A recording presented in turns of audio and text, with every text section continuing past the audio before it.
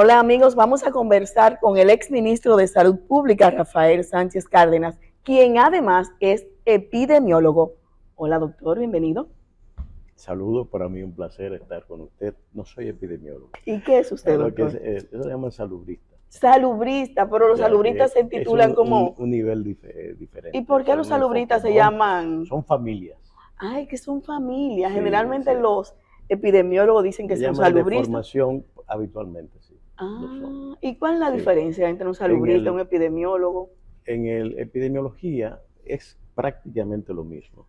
Lo único que en salud pública aparecen otros elementos de análisis y de formación complementaria. El epidemiólogo se centra en todo lo que son las estadísticas, el comportamiento, causas, eh, clasificación de las enfermedades que le afectan, en fin, todo ese tipo de cosas y informar a la entidad de la que trabajan. Puede ser en un hospital o puede ser dentro de salud pública también que hagan lo mismo.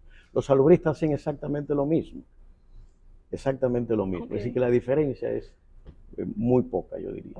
Oh, entonces el salubrista hace prácticamente... ¿Y por qué? ¿Dónde trabaja cada uno? Eh, Trabajan en los mismos lugares, pueden trabajar en un hospital, pero pueden trabajar en salud pública y todo lo que es el área de salud, básicamente, porque es un componente de tipo social, podríamos decir, que lo diferencia del clínico. El clínico es el que está en el hospital, a la cabecera del paciente, siguiendo la enfermedad en una persona específica. El epidemiólogo y el salubrista están pendientes de los resultados de todo ese accionar en un hospital de salud y procesar la información y convertirla en, primero información, después en estudio y conocimiento y extraer causas y consecuencias de lo que allí está pasando. Y eso sirve para orientar las políticas públicas en las que sí participan ambos en la formulación.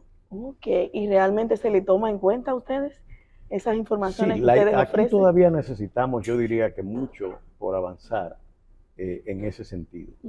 Este, Nosotros creamos al final de nuestra gestión una residencia en epidemiología que estaba bajo la coordinación de la Dirección de Epidemiología.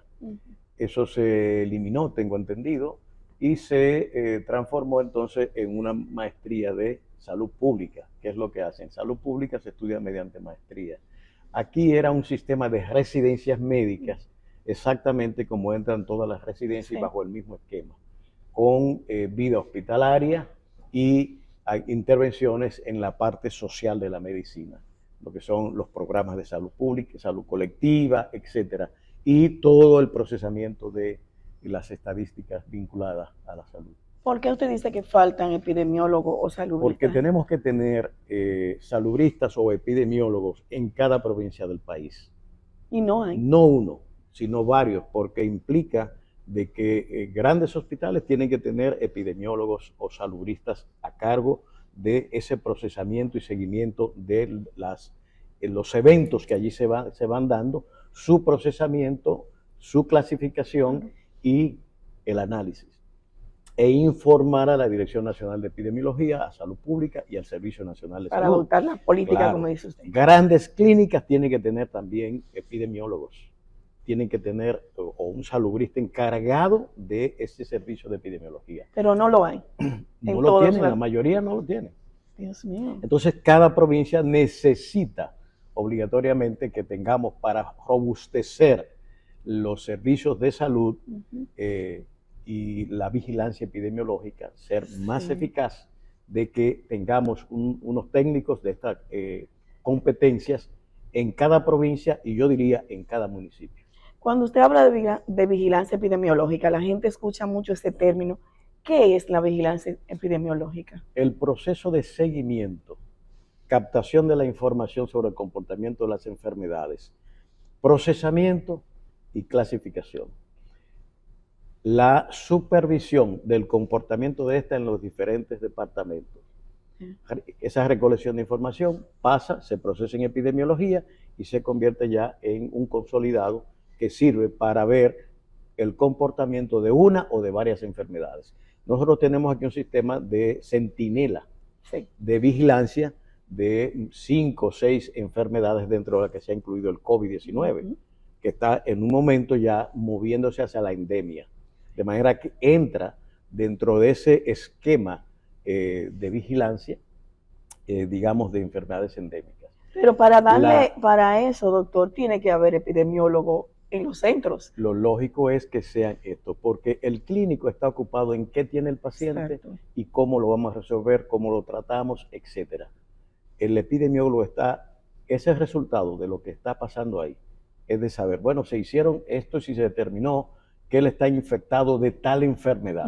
Eso pasa ya a la información epidemiológica que sigue las causas, el lugar donde se produjo ese contagio, quiénes se relacionaron con esa persona, en fin, el núcleo familiar, el entorno social donde vivía, los movimientos incluso de viajes que ha tenido para determinar el contexto en que esa enfermedad se ha presentado y saber la interconexión que pueda tener y la capacidad de multiplicarse dentro del ambiente social esa enfermedad.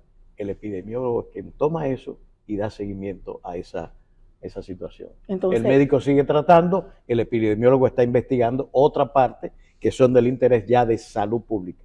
Ok, entonces estamos flojos en esa materia en el país. Yo diría que el país ha avanzado bastante en esa materia. O sea, hemos llegado a un punto tal en que la Dirección de Epidemiología, empezando por ahí, tiene unas capacidades ya, yo diría, un estándar internacional. Está regida en buena medida el país siguiendo y respetando el Reglamento Sanitario Internacional 2005, sobre la base del cual se organiza esa interrelación. La Dirección de Epidemiología es el centro de enlace para el Reglamento Sanitario Internacional, de manera que una enfermedad que se produce aquí, estamos obligados a notificar internacionalmente a la OPS, OMS, esos eventos.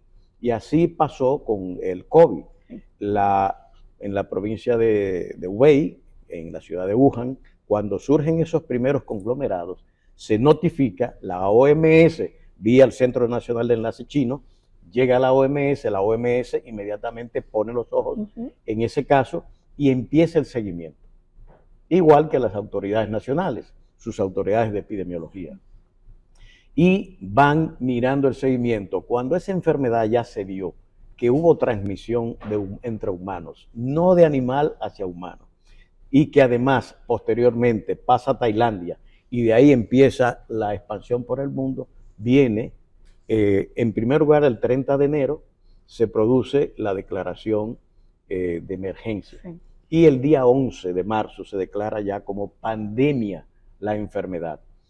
Todo ese proceso se da porque la vigilancia se mantiene y se ve el origen, posibles causas que se determinan. Recuerde que ya para finales de enero China había reportado el genoma del virus. Y eso permitió que todo el sistema de investigación mundial se abocara a dar seguimiento y buscar la respuesta, digamos, de vacuna. Se basa en esa información que suministró China a través del Reglamento Sanitario Internacional del genoma y sus investigadores. Okay, entonces el epidemiólogo o salubrista, como dice usted, es un ente muy importante en la salud. Sumamente importante. Para fines de salud colectiva, para fines de la organización de las estrategias de salud que se deben conducir en un país y de las políticas.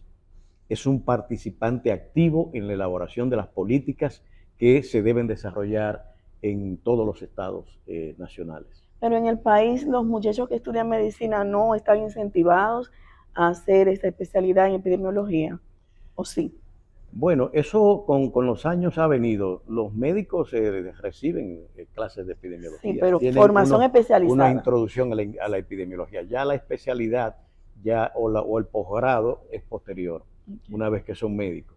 Y hacen sus estudios en esa dirección. Pero sí, yo diría, lo que falta es una política dirigida a, y es lo que tratamos con esa residencia que impartimos, de que en cada provincia los directivos de las direcciones provinciales de salud tienen que tener 1, 2, 3, 4, dependiendo de la dimensión de la ciudad o la provincia, epidemiólogos o salubristas a cargo de la conducción de esas direcciones provinciales. Okay. Igualmente, en el Servicio Nacional de Salud, cada hospital tiene que tener no uno, dependiendo de la dimensión del hospital, sino varios epidemiólogos que se encarguen de llevar a cabo esa labor de seguimiento y control epidemiológico. Eso nos pondría alerta sobre todas las cosas que podrían venir.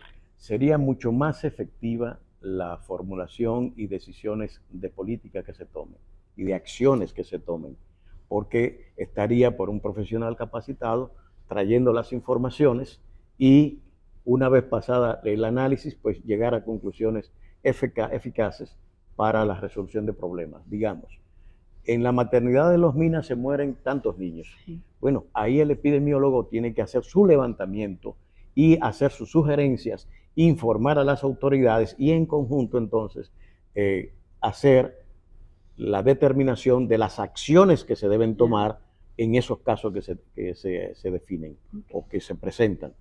Y eso es precisamente la importancia que tienen estos profesionales para el ejercicio de la salud pública nacional. Muchas gracias, doctor. Amigos, conversamos con el doctor Rafael Sánchez Cárdenas, exministro de Salud Pública.